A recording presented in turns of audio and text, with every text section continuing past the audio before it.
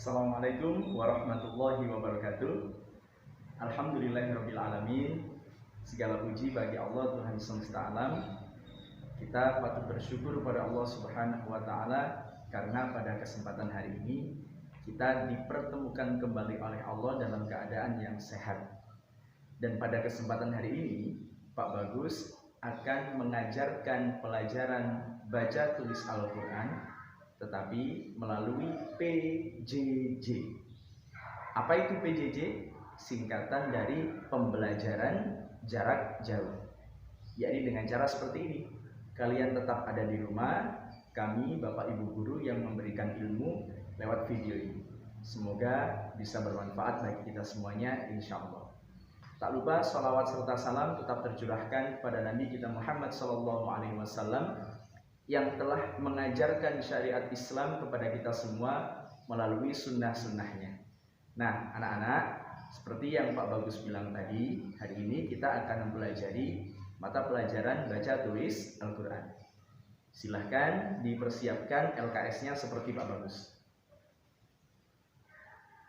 Baca tulis Al-Quran kelas 4. Atau bisa kalian lihat di sebelah kiri Pak Bagus. Seperti ini. Jika sudah, maka kita bisa memulainya. Tetapi sebelum kita memulai belajar pada pagi hari ini, marilah kita berdoa kepada Allah Subhanahu wa taala agar kita diberikan ilmu yang bermanfaat. Amin insyaallah. A'udzu billahi minasyaitonir rajim. Bismillahirrahmanirrahim. Allahumma inni as'aluka ilman nafi'an wa rizqan thayyiban wa amalan mutaqabbalan. Rabbi zidni ilma warzuqni fahma. Amin. Nah, jika sudah teman-teman, silahkan dibuka pada lembar daftar isi. Di situ ada keterangan bahwa pelajaran baca tulis Al-Quran ini memiliki 4 bab. Dan pada hari ini kita akan mempelajari bab yang pertama, yaitu tentang membaca kata dan kalimat Al-Quran. Dibagi menjadi 2 lagi. Yang pertama, membaca kata dalam Al-Quran. Dan yang kedua, membaca kalimat Al-Quran dengan makhraj yang benar. Apa maksudnya Pak membaca kata dalam Al-Quran, membaca kalimat dalam Al-Quran? Sebenarnya pelajaran ini bertujuan agar kita semua semakin sering membaca Al-Quran dan semakin baik dan benar bacaannya. Caranya adalah dengan terus berlatih, terus mencoba dan membiasakan membaca Al-Quran sesuai makhraj dan tajwid yang benar. Bahkan bisa kalian lihat pada halaman yang ke-6. Silahkan dibuka halaman yang ke-6. Di situ terdapat firman Allah Subhanahu wa taala yang berbunyi, A'udzu billahi minasyaitonir rajim. Bismillahirrahmanirrahim. Warattilil Qur'ana tartila. Artinya, bacalah Al-Qur'an itu dengan perlahan-lahan. Lalu, kesempatan ini kita manfaatkan dengan sebaik-baiknya agar kita bisa semakin lancar membaca Al-Quran, yaitu melalui 2 cara tadi. Yang pertama, membaca Al-Quran melalui kata per kata. Yang kedua, membaca Al-Quran per kalimat atau per ayat, insya Allah. Mari kita mulai. Bismillah. Anak-anak perhatikan pada halaman yang ke-6. Ada di bawahnya firman Allah yang baru saja Pak Bagus bacakan tadi. Di situ ada 9 kata yang bertuliskan dalam huruf hijaiyah yang sudah diberi harokat dan bersambung. Nah, sekarang kita akan coba untuk membacanya. Tetapi sebelumnya, Pak Bagus akan memberikan langkah awal sebagai bekal kalian agar mudah dalam mempelajari Al-Quran, membacanya perlahan-lahan. Caranya adalah siapkan buku tulis kalian. Di belakang Pak Bagus sudah ada papan tulis yang akan kita gunakan untuk belajar seperti di kelas. Jadi suasananya ini seperti di kelas ya. Cuma bedanya kalian melihatnya dalam jarak jauh. Cara agar kalian bisa membaca Al-Quran berkata adalah dengan terlebih dahulu mengenal huruf hijaiyah dan bagaimana bunyinya ketika diberi harokat fathah, kasroh, dhamma, fathatain, kasrotain, dhammatain, tasydid maupun sukun. Perhatikan gambar di samping ini. Pada gambar di samping ini sudah ada huruf hijaiyah dengan bunyinya masing-masing yang diberi harokat fathah. Perhatikan, atau bisa di screenshot jika nanti takut lupa, atau bisa dicatat dengan cara mempause video ini terlebih dahulu. Jika sudah, gambar akan saya ganti. Nah, sekarang di sebelah Pak Bagus ada gambar huruf hijaiyah dengan bunyinya yang sudah diberi harokat kasrah.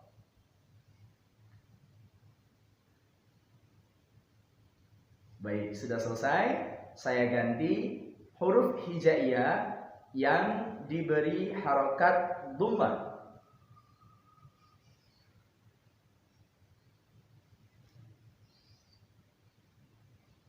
Sudah selesai. Mudah bukan cara membacanya? Kalian hanya perlu mencermati huruf hijaiyahnya saja, kemudian menghafalkan jika huruf hijaiyah alif diberi fathah maka berbunyi A. Jika huruf hijaiyah ba diberi kasrah maka berbunyi B. Jika huruf hijaiyah ta diberi dhamma maka berbunyi tu. Jika digabungkan menjadi A, B, tu. Masya Allah. Mudahkan cara membacanya? Mari sekarang perhatikan. Kata yang pertama seperti ini.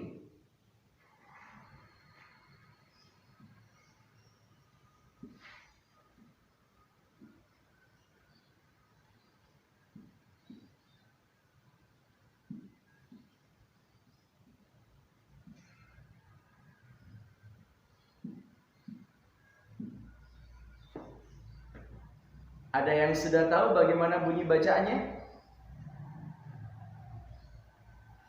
Huruf ini berbunyi ya, betul, ya. Bisa ditulis di bawahnya ya. Huruf ini berbunyi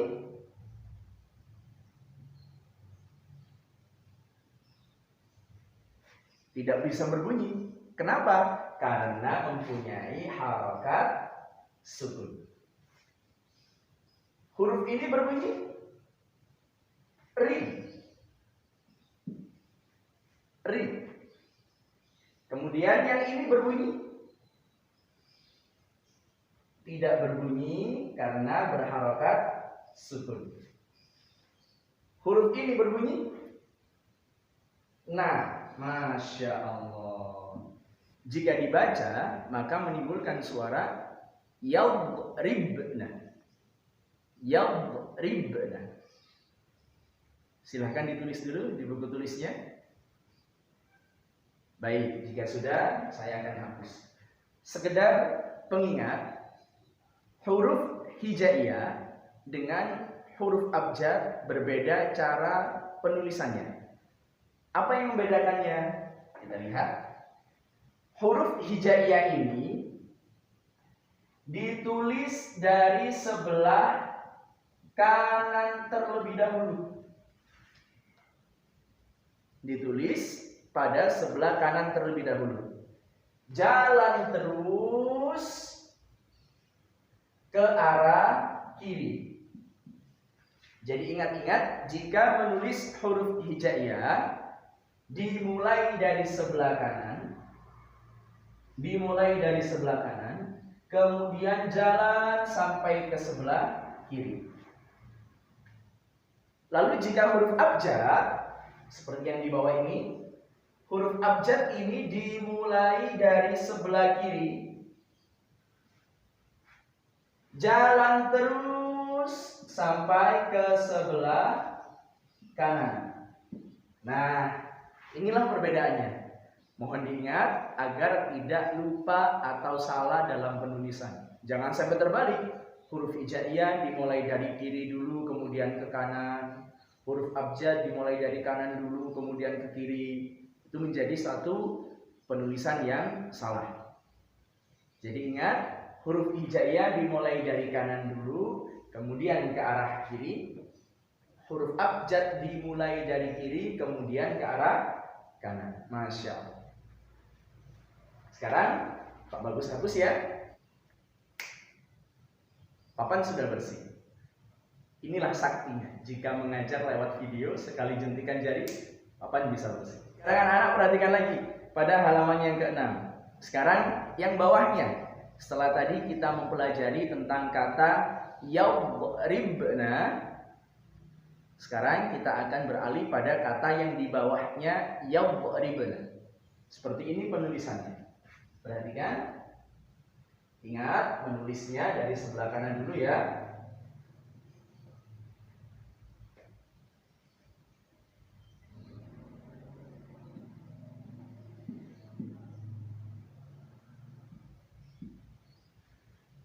Nah, perhatikan. Ada huruf hijaiyah yang sudah bersambung, yang sudah Pak Bagus tulis. Oke, terlihat dengan jelas. Nah, sekarang bagaimana bunyinya? Apakah A?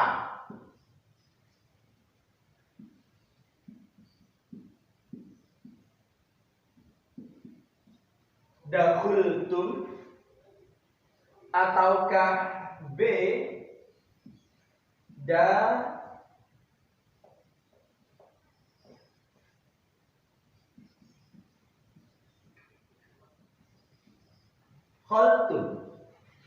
Menurut anak-anak mana yang benar?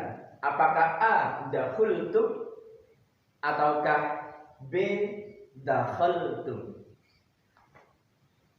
Jangan terburu-buru dulu. Sekarang perhatikan bagaimana Pak Bagus menjawabnya. Kita bisa memilah satu persatu huruf hijaiyah yang sudah tertulis, kemudian menuliskan bagaimana bunyinya, sehingga dari bunyi yang tadi kita tulis akan menghasilkan satu rangkaian kata, dan nanti pasti akan ketemu jawabannya, apakah dakhultum ataukah dakhaltum. Perhatikan ke sebelah sini. Lihat. Pertama, dari sebelah kanan dulu. Pak Bagus mau tanya, antara da dengan mim sukun, mana yang sebelah kanan? Saya tulis agar jelas. Kanan, kiri. Terlihat ya? Maka di sini sudah jelas huruf da yang berada pada sebelah kanan. Maka dalam hal ini kita harus menulis da dulu. Jangan terbalik menulis mim sukun. Paham anak-anak? Nah, sekarang mari kita tulis da, da. Berbunyi da. Ada huruf dal berharokat fathah berbunyi da. Kemudian huruf kedua kho. Penulisannya K-H-O. Jika anak-anak merasa kesulitan, bisa dilihat gambar yang tadi Pak Bagus tampilkan, bagaimana bunyi huruf hijaiyah ketika diberi tanda baca fathah, kasrah, dan dhammah. Kita lanjutkan. Huruf yang ketiga, ada huruf yang panjang sekali bersambung. Ini adalah huruf lam, tetapi karena ada harokat sukun, maka tidak berbunyi la, tidak berbunyi li, tidak berbunyi lu, melainkan hanya L saja. Karena tidak berbunyi, maka kita tulis L. Huruf yang keempat, ada huruf ta dengan titik dua di atas, diberi harokat dhammah. Berbunyi apa? Tak diberi dhammah. Tu, Masya Allah. Tu. Apakah sudah selesai? Belum. Masih tinggal satu huruf lagi. Yang teliti ya, sabar dan teliti. Huruf terakhir, huruf mim, tetapi memiliki harokat sukun. Bagaimana cara mim diberi harokat sukun? Apakah mengeluarkan bunyi? Tidak. Justru huruf mimnya ini mati, maka tidak ditulis ma, tidak juga mi, tidak juga mu, tetapi hanya m. M. Bagaimana? Sudah bisa terbaca dengan jelas? Kalau sudah, Pak Bagus mau tanya, mana jawaban yang benar antara dakhultum atau dakhaltum? Betul sekali. Yang benar adalah dakhaltum. Nah, begitu caranya. Jika ada pertanyaan seperti ini di soal-soal ulangan nanti, insya Allah kalian sudah tidak kesulitan lagi dalam menjawabnya. Karena sudah tahu bagaimana cara menjawabnya, mencari jawaban dengan benar, lalu memutuskan mana di antara beberapa pilihan jawaban yang paling tepat. Paham anak-anak? Jika sudah, akan Pak Bagus hapus. Nah, sudah bersih bukan? Alhamdulillah. Jika sudah, sekarang saya akan memberikan penugasan. Apa Pak tugasnya? Tadi sudah Pak Bagus berikan gambar bagaimana huruf hijaiyah diberikan harokat fathah, kasroh, dan dhamma. Bagaimana bunyinya juga. Sekarang tugas kalian adalah lihat pada halaman yang ke-7. Di situ ada banyak sekali huruf hijaiyah. Tapi jangan lupa berikan angka dulu mulai dari paling kanan atas. 1, 2, 3, 4, 5, 6, 7. Ada 7 baris pertanyaan. Yang perlu kalian kerjakan hanya baris ke-1, ke-2, dan ke-3. Bagaimana cara mengerjakannya, Pak? Saya berikan contoh. Contoh nomor 1.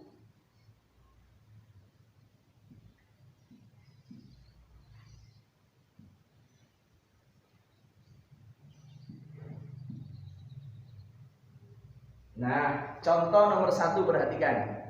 Nanti cara mengerjakannya kamu tulis di buku tulis, ya nak. Kemudian kamu kerjakan seperti yang Pak Bagus contohkan. Siap? Insya Allah siap. Perhatikan, saya berikan contohnya. Boleh diberi sama dengan? Lalu ditulis bunyinya. Berbunyi mi, tulis mi. Berbunyi n, tulis n, karena harokatnya sukun. Berbunyi sya, sya. Berbunyi ri. Kenapa Pak R-nya 2? Karena di sini ada harokat tasydid yang menyebabkan huruf ro ini dibaca tebal. Jadi jika dibaca akan berbunyi min syarri, min syarri. Alhamdulillah, semoga dari penjelasan yang sudah Pak Bagus berikan ini tidak ada kesulitan ya nak. Jangan lupa tugasnya ditulis di buku tulis, kemudian dikumpulkan. Bagaimana cara mengumpulkannya, Pak? Cukup kalian foto, kemudian kalian kirim pada grup. Terima kasih. Wassalamualaikum warahmatullahi wabarakatuh.